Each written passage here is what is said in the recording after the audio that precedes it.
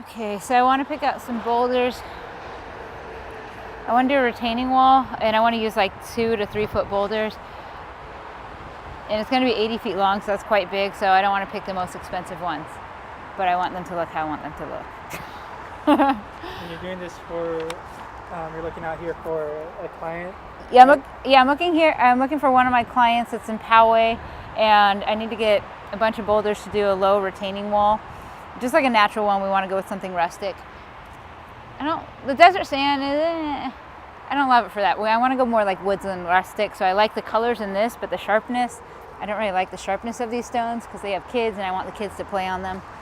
So I'm eyeballing this desert marble because it's kind of in between like the soft roundness, but it also has some color to it. But on my price sheet, Which one? Oh, this one? this guy right here, it's also $14 for a 1 foot guy. So this is about 14 bucks for that, which isn't terrible. For the size I want, it's about, this would probably be that's probably 3 feet. 1, 2, let's see.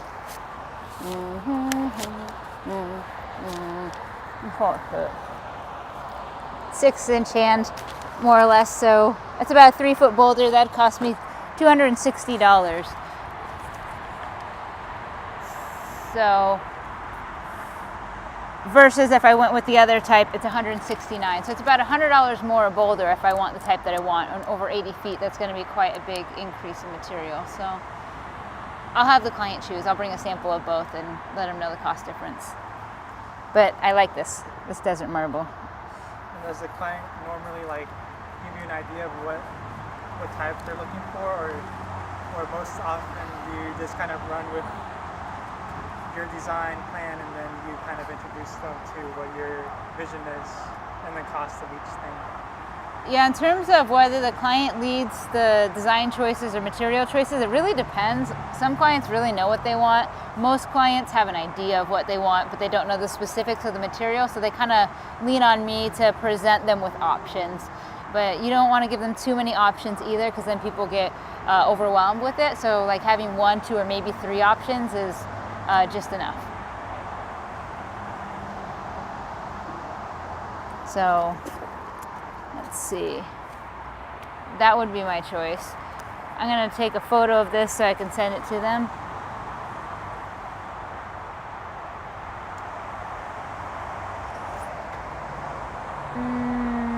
That's a good one right there. Desert marble. Let's see, Cresta. So Cresta's another affordable one. I like that gray color, but it's really angular and not really the look I'm going for.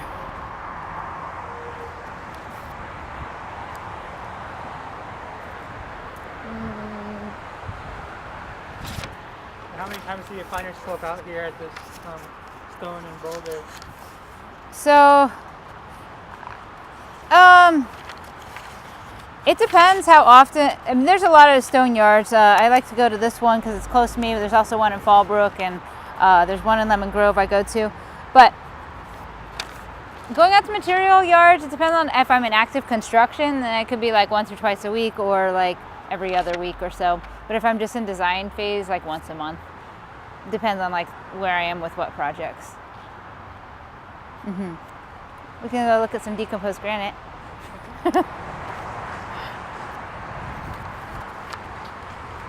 So they sell all these flagstone pieces by, well, the flat is what I call them. That's what you put plants in. By the pallet. That's the official term. They sell them by the pallet. And so you kind of get what you get with them. I usually like to get the big pieces, like 1 to 2 footers, but you also get smaller things mixed in. So you need to be able to piece them together almost like a puzzle to make them look good. And sometimes you chisel them or cut them so they kind of fit with each other. I like to have the grout spaces between them if it's dry set, like 1 to 3 inches max.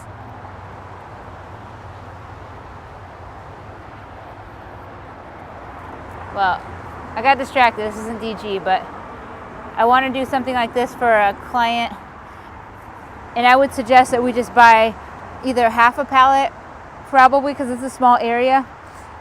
So we would set these stones on top of a decomposed granite, and then we'll just fit them in and do that grout space like 1 to 3 inches or so, because it's kind of informal. I do like this color. Doesn't say what it is. Platinum gold. Maybe that's it. Yeah, platinum gold. Yeah, I think I like this. It has a nice little shine to it too. It picks up the sun. So for that client, this is a different client now.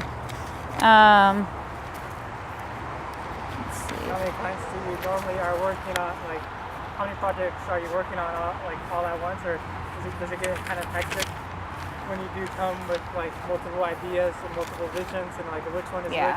I lose momentum very quickly if I don't get from meeting the client to talking about what they want into the design process. So I try not to have more than like 3 or 5 projects open at a time, because if I go and meet all these people and don't get to the creative part of it, I start losing that a lot of that content. I have to like almost start from the beginning to go back to it. So 3 to 5 is like good for me. So this is platinum gold patio.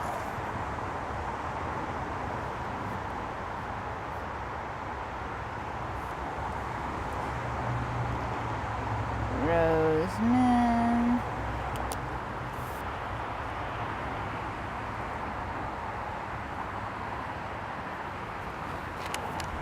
Another random thing is this is about 1 inch thick or so, which is fine for dry setting. The thinner stuff like this you would stick on top of thinner like this you would stick on top of concrete and thin set it on, mortar it on. But since I'm dry setting, I want the big guys because these don't move as much. So that would be called patio.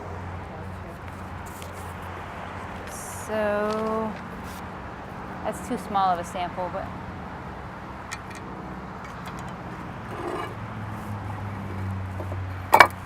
I'll take this for now.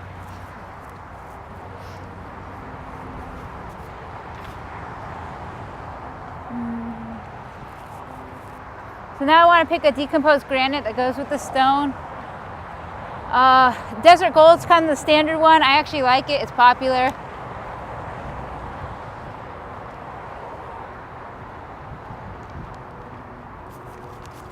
So this is stabilized, which means it has some sort of, I don't know what the adhesive is. It's a loose adhesive, but basically when they wet it down and compact it, it sticks together a lot more than just the regular decomposed granite. Yeah, that's a nice mix. You know, pretty straightforward.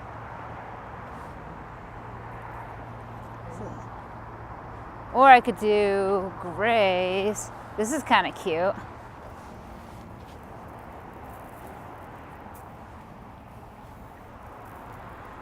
That's quite the contrast. I don't think I like it for this project, but I do like this.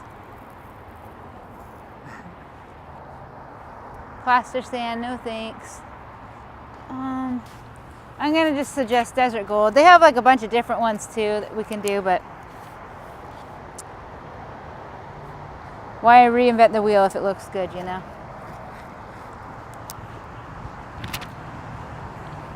In terms of landscape styles and using stone, it's very popular out here because, of course, we are in a semi-desert, so drought tolerant is very popular. I love using natural stones as I think it brings in kind of that organic feel. However, using like concrete poured in place is very popular as well. Brick never fully goes out of style. It's always around. It's a classic material we've been using for a long time now.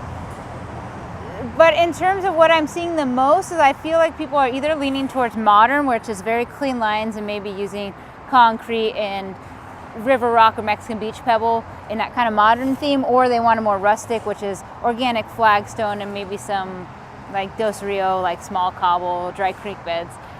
And then you have people in between, but I would say there's a very strong modern theme going on in San Diego, and then as well as like the rustic outdoorsy is popular too. That was a long answer, sorry. That was good. So I'm gonna ask if I can steal a sample bigger than this, and then I'm gonna bring that to my client and tell them I like this, and then if they say yes, then I will order it and put together an estimate, and then we can install it. Gotcha. I think I'm gonna ask this, but is it like does it happen like a couple of times where your clients go with you to places like this and they have that communication directly, or Yeah. is it more so like you're on your own? Or? I love it when clients can come with me. It's usually a scheduling thing. So during the week, they're usually at their other jobs, so it might be hard, and these places close usually at 5. So sometimes I'll tell them to go on the weekend to check out materials, and then if they see something they like, we can do that. But yeah, it's great if I can work with a client in person, but most of the time it's me coming out here bringing them samples. Sure. Yes. And then in terms of mulch, I need mulch, but I can't really bring that with me today, so Hard. let's see. And now they have their price sheet. Let's see, this was the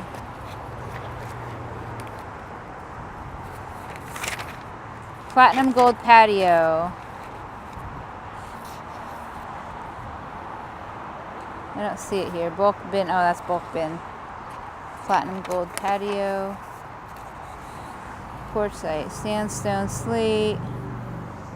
Platinum Gold Patio, 1.5 to 1.7 inches, what I want.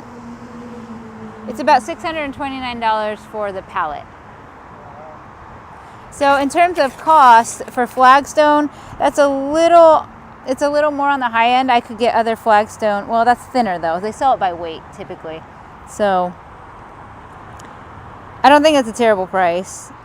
They give it per pound. Here we go. So about 20 cents per pound to about 36 is what I'm seeing. The one I want is 31, so it's a little bit on the higher end, and because I need thicker stone, it's going to cost more. But $600. You can build a patio, the material at $600, and then I'll get some DG. Materials are probably going to cost me $1,000, $1,200, and then of course all the labor and stuff like that. I use ballpark. You can double the materials to kind of figure out labor. It's not a rule of thumb, but it's a general idea you can get.